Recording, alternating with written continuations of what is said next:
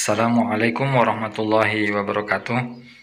Baiklah, langsung saja kita simak kajian dari Buya Ar-Razi Hasim dan juga Gus Baha mengenai bagaimana cara mengatasi was-was. Monggo, langsung saja kita saksikan bersama-sama. Mana menghilangkan was-was ketika takbiratul ihram dengan qasdut ta'arud ta'yin. Ya, was-was ini dimulai dari wudu. Apabila wudunya tidak benar, tidak tepat, tidak sesuai, maka sampai kepada takbir, bahkan sampai kepada assalamualaikum tidak akan benar. Jadi yang harus dilakukan pertama kali adalah wudulah yang benar. Wudu yang benar bukanlah wudu yang lama, tapi wudu yang ringkas, wudu yang sederhana. Nabi mengatakan ittasid walau kunta fi nahrin jari. Hematlah air meskipun kamu di sungai yang mengalir. Jadi mulailah hemat dalam berwudu. Jika kita menggunakan saluran air keran, maka bukalah sedikit. Jika kita masuk, maka sarung baju kita haruslah dinaikkan, ditarik ke atas, sehingga jika airnya ada jatuh ke lantai, dia tidak memantulkan air yang kotor ataupun najis. Biasanya syak atau was-was muncul dari pantulan air tadi. Dan yang kedua, dari kelalaian kalbu dalam berzikir. Inilah yang dikatakan dalam hadis Imam Tirmizi, la wudu'a liman lam yazkur ismallah. Tidaklah sempurna wudu bagi orang yang tidak menyebut, yang tidak mengingat Allah dalam wudunya, ya. Bukan sebelum wudu, tapi dalam wudunya. Maka berwudulah dengan meminta kepada Allah, ya Allah bersihkan aku, ya Allah cahayai hatiku, mataku, pikiranku dan semuanya, ya, sesuai anggota tubuh yang kita bersihkan. Jadi asbigul wudu, Nabi mengatakan sempurnakan wudu, baru kemudian takbirnya, hilang dari was-was. Tidak wajib berlafaz talafuznya atau sholli dengan bahasa Arab, boleh dengan bahasa Melayu, bahasa Jawa, bahasa Madura, bahasa Bugis, bahasa Minangkabau, boleh. Yang penting setelah takbir semuanya dalam bahasa Arab, ya. Jadi hilang nanti was-wasnya. Tafadhal. Baik Bu ya, pertanyaan berikutnya dari Ajul Rul. Ini sedikit ke permasalahan fikih. Assalamualaikum Bu ya, patutkah kita mengikuti seorang imam yang selesai sholat sering megang kartu remi walaupun dia tidak taruhan? Ya, itu masalah yang kita sebut dengan muru'ah, ya. Dalam ilmu hadis disebut dengan adalatul rawi, keadilan seorang rawi. Tapi adil di situ artinya bukan adil dalam bahasa politik. Itu adalah artinya ketepatan atau kewibawaan seorang imam atau rawi. Dan standar antara periwayat hadis dengan imam sholat tentu berbeda, ya. Orang yang memimpin sholat tentu mempunyai adab-adab yang dianjurkan, idealnya bahwa dia tidak melakukan perbuatan yang dilakukan oleh orang-orang yang muhibbid dunya, yang cinta dunia, orang-orang yang abna'ud dunya, yang mereka sibuk dengan dunia. Namun itu ujian bagi seorang jamaah. Apabila imamnya di luar jam sholat, kalau di dalam sholat tentu batal lah sholatnya, ya. Di luar jam sholat dia main kartu, dia main domino. Orang-orang ini walaupun tidak melakukan maisir ataupun judi, ini akan menjadi ujian bagi jamaah yang lain, ya. Namun pada adab-adab ideal seorang imam tentu tidak melakukan itu. Karena saya masih ingat dulu masyaikh kita mengatakan, jika engkau mengajar hadis maka janganlah main kartu, ya. Jika engkau mengajar hadis, mengajar Quran, maka janganlah duduk di majelis-majelis lalai. Ini hanya penjelasan dari sebagian ulama ketika menjelaskan tentang bab adab, ya. Sholatnya tetap sah, namun hati kita mungkin kurang mengena. Jadi kalau ditanya sholatnya tetap sah. Baik Bu ya, pertanyaan berikutnya dari Aisyah. Assalamualaikum, izin bertanya, saya pernah berguru tapi tidak talqin. Apakah hal itu termasuk bersanad? Dan saya sendiri pernah mengalami pengalaman-pengalaman rohani. Berguru tidak mesti untuk talqin ya. Berguru bisa jadi untuk belajar ma'arif atau maklumat, pengetahuan tertentu, misalnya belajar fikih atau belajar tentang tauhid. Tentu tidak ada talqinnya. Talqin hanya ada di kalangan sufi, karena sufi lah yang meriwayatkan hadis talqin, yang meriwayatkan tata cara talqin. Begitu juga sebagian ahli hadis yang meriwayatkan hadis al-musalsal bizikr. Namun perbedaannya, ahli hadis hanya meriwayatkan tata cara zahirnya. Adapun ahli rohani, ahli tasawuf, mereka meriwayatkan tata cara zahir plus mereka mengetahui tata cara ruhaniyahnya. Jadi, apakah sudah disebut berguru? Baru bersanad berguru secara ilmu yang lain, tapi belum guru dalam zikir. Wallahu a'lam. Pertanyaan berikutnya dari Muhammad Yasin. Assalamualaikum Buya, izin bertanya. Sebagai seorang murid dan sebagai umat, seseorang boleh memasuki dimensi alam arsy Allah atau tidak? Mohon penjelasannya Buya. Yang boleh masuk kepada alam arsy itu adalah baginda Nabi SAW dan orang-orang yang diizinkan Allah melalui Nabi SAW. Para nabikah itu atau para wali-wali besar ya. Jadi ada yang kita sebut dengan tingkatan di samawat, maqamat langit. Lalu ada maqamat arsyiyah ya, yang Allah izinkan masuk ke maqam arsyiyahnya hanya wali-wali yang besar, yang mana ananiyahnya telah hilang, kediriannya telah hilang, keegoannya telah hilang. Yang saat itu hanya ada Allah, la ilaha illa ana. Hanya dialah yang boleh mengatakan aku. Hanya dialah yang boleh mengatakan ana. Selebihnya tidak boleh mengatakan ana. Siapapun yang masih mengatakan ana kepada Allah, maka orang-orang itu tidak diizinkan untuk masuk ke hadirat arsyiyah. Allah Subhanahu wa taala mengatakan wa rabbul arsyil azim. Dialah Rabb pencipta arsy yang agung. Maka hanya namanya yang berhak tertengger di sana, hanya namanya yang berhak tertulis di sana. Wallahu a'lam. Baik Buya, pertanyaan berikutnya dari Bagas Latif. Bagaimana Buya ya cara agar ibadah ataupun zikir yang saya lakukan benar-benar karena Allah, sedangkan ada masalah dunia yang belum terselesaikan sehingga dalam ibadah harapan dunia pun menjadi lebih besar? Yang pertama, carilah guru mursyid yang mukhlas, mursyid yang bisa membersihkan hati kita dari amalan-amalan yang diniatkan untuk dunia, bahkan akhirat.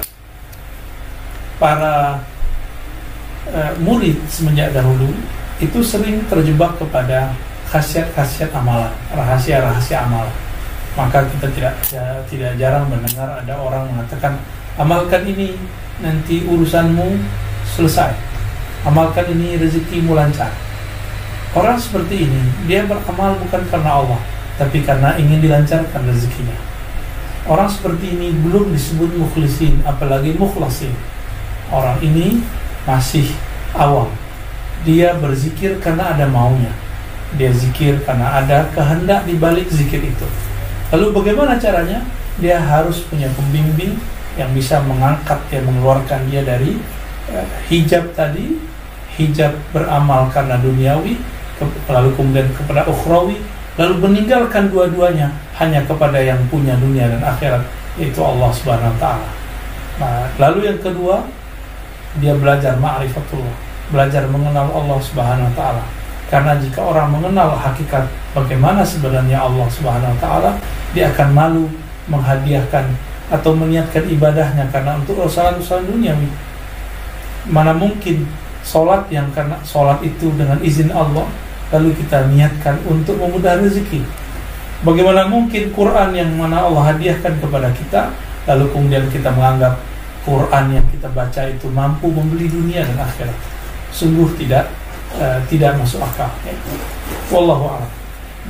Apakah Allah memuji dirinya sendiri, Allah berselawat untuk Nabi melalui makhluknya sendiri, yaitu ketika makhluk yang memuji Allah dan makhluk yang berselawat untuk Nabi? Perlu diketahui bahwa Allah tidak butuh pujian kita.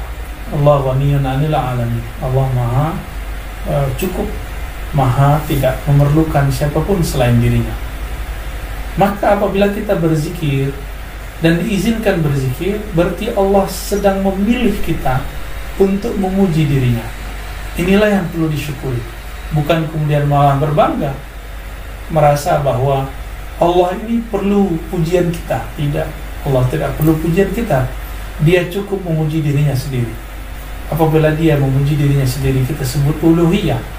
Apabila dia meminjam lisan kita untuk memuji dirinya, maka ini disebut dengan rububiyah. Maka zikir-zikir, salawat-salawat yang kita baca adalah izin dari Allah. Inilah yang perlu disyukuri. Alhamdulillahilladzi hadana. Inilah makna daripada ayat. Segala puji baginya, terima kasih kepadanya yang memberi hidayah kepada kami lihaza, untuk mengamalkan. Sahabat-sahabat kepada Allah, jangan pernah terlalu percaya diri. Kita harus selalu muhasabah, harus melihat diri kita ini tidak ada apa-apanya dibandingkan kehendak Allah Subhanahu wa taala. Pertanyaan berikutnya Buya dari Vinata Zoli.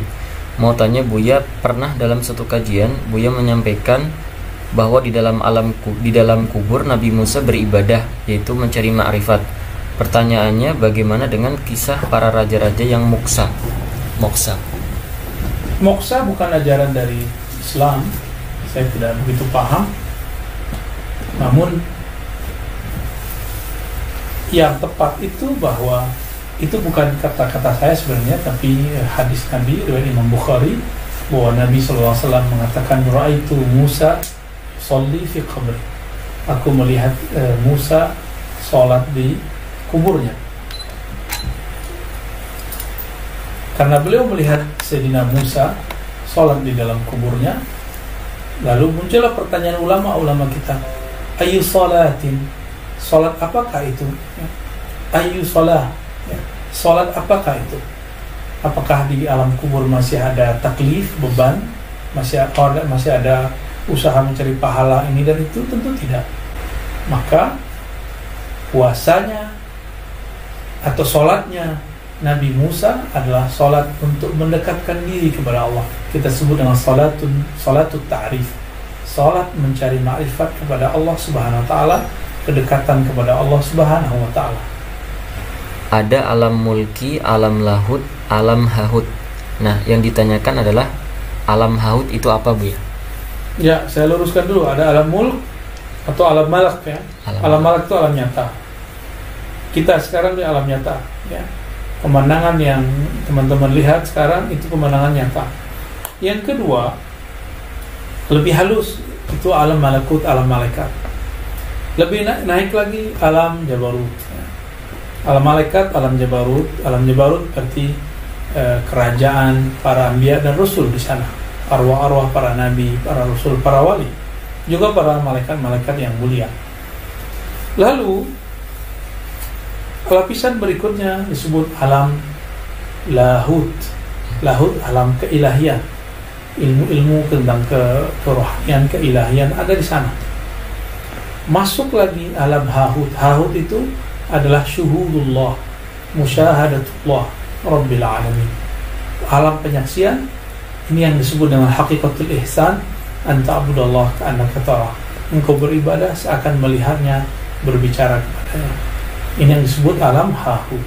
Ini disebutkan oleh Sidi Syekh Abdul Qadir Jilani dengan istilah yang berbeda, lalu dengan ungkapan yang eksplisit disebutkan oleh Sidi Ahmad Tijani dan masyaikh-masyaikh yang lain. Ya, Allahu a'lam bishawab. Begini ya, Jubair bin Mut'im, saya tidak bosan-bosan cerita ini. Jubair bin Mut'im itu termasuk dahiyatul Arab, cerdas-cerdasnya orang Arab. Dia ditunjuk sebagai negosiator untuk membebaskan Asra Badrin, tawanan perang Badar yang kalah dan ditawan Rasulullah dan para sahabat. Kemudian harus ditebus dengan uang. Oke, disepakati. Terus singkat cerita, Jubair bin Mut'im itu datang ke Madinah. Dulu karena tidak ada hotel, tidak ada penginapan, ya memang nginapnya orang musyrik itu di masjid. Ya sehingga itu lazim saja. Kamu tidak usah jadi liberal kemudian bilang musyrik boleh di masjid, ya tidak perlu seperti itu. Kamu juga tidak perlu goblok mengatakan nggak ada ceritanya orang musyrik ngidam di masjid, karena ya ada tarikhnya seperti itu. Jadi tidak perlu goblok, ya nggak perlu liberal. Paham ya? Kalau kamu bilang Wah, nang ngono wong musyrik oleh nginep ning masjid, kamu liberal. Padahal konteksnya dulu memang nggak ada hotel. Tapi kalau bilang nggak sama sekali juga goblok karena sejarahnya pernah ada. Milih ndi? Goblok apa liberal? Apa milih ra jelas? Enggak milih aja, ngaco aja. 01 apa 02 apa 00? milih mana? Goblok, liberal, enggak milih. Nah, ketika Jubair bin Mut'im itu datang, delalah Nabi itu sholat maghrib ngimami. Nabi baca surat Wattur wa kitabim mastur fi rabbim mansur wal baitil ma'mur. Kemudian di pertengahan surat At-Tur itu kan ada ayat yang menurut saya itu sangat bagus. Sehingga di kamar saya, di rumah saya itu tak figur ayat itu. Bahwa kita harus dilatih berpikir. Kata Allah memulai argumentasinya, am khuliqu min ghairi syai'in. Apakah kejadian alam raya ini seisinya tentu diciptakan tanpa sebab. Misalnya begini, alam raya ini kata orang nihilisme atau komunis atau orang-orang paham nihilisme, itu kan dimulai dari ketiadaan. Logika ini kan goblok sekali. Berarti kalau alam ini kadung wujud, kamu kan tahu kan langit bumi sekarang kan wujud. Ya, langit bumi sekarang kan jelas wujud. Berarti logikanya adalah al-adamu yakhluqu makhlukon, sesuatu yang enggak ada menciptakan sesuatu yang itu kan aneh. Di mana-mana al-adam ketiadaan itu tidak mungkin yakhluqu syai'an atau yu'athiru syai'an. Di mana-mana ketiadaan itu tidak mungkin mengefeki sesuatu yang ada. Wong kamu sebut tidak ada itu berarti tidak mungkin bisa berbuat apa-apa. Kan namanya tidak ada. Sekarang alam raya ini dimulai dari ketiadaan. Terus kamu simpulkan sesuatu yang enggak ada menciptakan yang ada. Itu gendeng apa enggak? Wih, gendeng sarap itu. Ora usah dipateni wong gendeng wis barno ngok mati dhewe. Jadi makanya Quran menanyakan mereka, am khuliqu min ghairi syai'in. Apa alam yang kadung wujud ini kemudian disebabkan oleh sesuatu yang tidak ada. Lalu kalau sesuatu yang ada pasti diwujudkan oleh yang ada. Nah, karena yang ada ini pencipta harus berstatus super. Nah, super ini oleh ulama disebut wajibil wujud. Maka Allah bersifat super, wujud yang paling prima, yang kausa prima. Karena pencipta tentu kelasnya harus di atas yang diciptakan. Makanya disebut ulama dulu nyebut Allah itu apa? Wajibil wujud. Karena pencipta tentu lebih dahulu, maka harus disifati awal atau qadim, apa? Awal atau qadim. Kayak apa Allah mendidik kita? Am khuliqu min ghairi syai'in. Terus Allah bilang gini, ya enggak apa-apa, yang menciptakan enggak saya, enggak apa-apa kata Allah. Tapi amhumul khaliqun, kamu saja yang menciptakan, enggak apa-apa. Tapi syaratnya kalian juga harus merasa pernah ikut menciptakan langit bumi. Am khalaqus samawati wal ardh. Jadi, enggak apa-apa kamu merasa Tuhan, enggak apa-apa. Yang penting kamu merasa ikut nembok langit, ikut ngecor apa? Langit. Ya pokoknya ikut bikin. Terus kata Allah, bala yukinun. Kamu tak suruh merasa menciptakan langit bumi, kamu juga enggak merasa iya. Memang ya mereka merasa enggak kan? Akhirnya Jubair bin Mut'im saking enggak kuatnya. Am khalaqus samawati wal ardh bala yukinun. Amin dahum khuzun. Sama Allah dibombardir seperti itu. Dia datangi Rasulullah, ya Muhammad, logika itu tidak meninggalkan akal saya. Matarok tali akli nasian. Akal saya habis Muhammad. Saya iman saja. Saya tidak cukup punya logika untuk melawan argumentasi ayat yang kamu baca. Saya iman saja. Terus iman.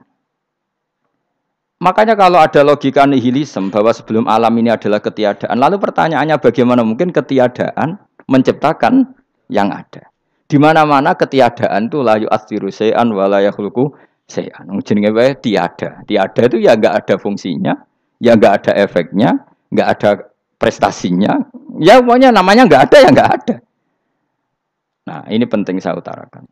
Terus di sini Allah mengulang lagi, enggak apa-apa yang lainnya kamu katakan Tuhan jadi mitra saya enggak apa-apa. Tapi tolong kata Allah, aruni madza khalaqu minal ardi, tunjukkan ke kami prestasi dia ikut bikin bumi. Kita tahu misalnya Yesus, Isa lahir di bumi. Bumi sama Yesus dulu mana? Dulu bumi, dia lahirnya di bumi. Lalu dia melata di bumi, jalan-jalan. Kemudian dia mengatakan ini bumi Tuhannya saya. Dari bumi kok enak, dhisik aku sih. Tua aku sih, bodoh-bodoh pangeran aku dong. Lebih apa? Tua. Jadi Allah itu gampang sekali. Nah sekarang orang iman itu kuwajo semua. Makanya ndak wali-wali. Imane mbek Allah taklid, njaluke aneh-aneh, njuk bojo ayu, sugih, jabatan. Bela Allah secara hujah aja enggak pernah, sudah minta. Makanya kita ini hidup di zaman yang saraf massal. Lho kula nu njaluk pangeran akeh-akeh ku isin. Coba kamu bela Tuhan tuh pernah bela apa? Bela Tuhan tuh gampang dengan argumentasi al-hujjah yang supaya agama ini tamkin fil ard, bener-bener mapan dalam logika. Yaitu tadi di mana-mana yang namanya sebab itu amrun wujudiyun, di mana-mana sebab itu sesuatunya harus wujud. Paling tidak kita sudah menolak nihilisme. Apa? Nah, nihilisme. Lah wujud karena wujud awal harus berstatus prima. Lah prima itu dalam bahasa ulama disebut wajibil wujud. Makanya ulama dulu ngelatih kita itu pertama Allah itu siapa? Zat sing wajibil wujud. Itu satu filosofi yang luar biasa. Nah, kemudian setelah itu ada setan-setan kecil yang nganggur, yang iseng. Nah itu nggak usah kamu perhatikan. Tinggal delok TV, ngopi, terus tinggal nyate kelata. Enggak saya tamak pingsan dewe. Syukur-syukur stres dewe. Dugaan saya setan saya gue pingsan, kurang gizi. Karena memang setelah itu setan goda gini. Lalu sebelum Allah jangan-jangan ada wujud yang lain. Lalu Allah sendiri awal mulanya gimana? Kata Nabi, jika ada pertanyaan seperti itu kamu harus berhenti. Tinggal delok TV atau tinggal penting aja delok dangdutan. Ya kalau kepeksa ora apa-apa, kelasem ae. Saya tidak menghalalkan tapi kan sudah kamu lakukan. Karena itu lebih baik ketimbang pertanyaan filsafat. Banyak orang yang dulu sholat ketika sekolah filsafat tidak sholat. Alasannya sampai menemukan jati diri itu Tuhan. Dan itu bahaya sekali karena Nabi berkali-kali bilang kamu jangan mikir tentang Allah pasti rusak. Orang kok mungkin rusak dari Nabi pasti rusak. Nah cara menghentikan gimana? Karena setan ini makhluk, akal-akalannya gampang. Tadi tak warai, saya sebagai ulama atau sebagai manusia atau sebagai orang awam atau sebagai siapa saja, kadang ada pertanyaan seperti itu. Tak tinggal anggeling dharma, kan pusing setan. Ini kan ngenteni. Weh, ngenteni bar lo anggeling dharma. Bariku aku lesu mangan mie. Bar mangan mie waret turu. Kan dia ngenteni terus mau bikin was-was lagi. Ternyata saya sibuk kan enggak bisa masuk deh. Bangun tidur aku selali pertanyaan tadi. Dinteni. Nah, dia masuk lagi aku sibuk ngajak anak jalan-jalan. Jadi saya kalau jalan-jalan di pasar itu wis enteni tan santai wae. Itu memang resep dari Rasulullah. Jangan sampai orang terjebak filsafat yang sampai menanyakan eksistensi Tuhan. Dan dia tidak mau iman, tidak mau sholat, tidak mau puasa sampai menemukan Tuhan itu siapa. Itu jelas minas syaitonir rajim, itu perilaku setan. Makanya Rasulullah setiap ditanya sahabat gitu itu Nabi guyu-guyu. Dan guyunya Nabi itu kata Nabi, baguslah kalau kamu takut Tuhan kalah kata Nabi. Nabi gojlok gitu. Maka ada ulama yang punya seni berargumentasi yaitu Imam Ghazali. Jika setan tanya kamu lalu sebelum Allah jangan-jangan ada wujud yang sebelum Allah. Kata Imam Ghazali, ya itu saja yang Tuhan, yang Allah ini enggak jadi Tuhan. Ya berarti wujud sebelum Allah itu yang benar-benar Allah. Kalau kamu bayangkan lagi, jangan-jangan sebelum itu ada wujud lagi. Ya itu saja yang benar-benar Allah. Sehingga tetap Allah itu menang terus. Paham ya? Yang jelas jangan sampai didahului Adam. Karena kalau didahului Adam lebih ngeri lagi. Karena sesuatu yang enggak ada menciptakan yang ada. Itu lebih buruk lagi menurut akal. Menurut apa akal? Nah, daripada kamu nggak salim Imam Ghazali, tinggal saja ndelok. Tadi ndelok sinetron. Ndelok yang lucu-lucu aja. Ndelok sing lucu-lucu.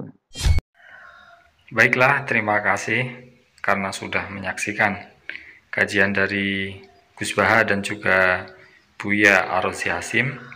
Kami ucapkan terima kasih. Semoga kita semua mendapatkan keberkahan dari kajian-kajian beliau tadi. Sekali lagi kami ucapkan terima kasih. Wassalamualaikum warahmatullahi wabarakatuh.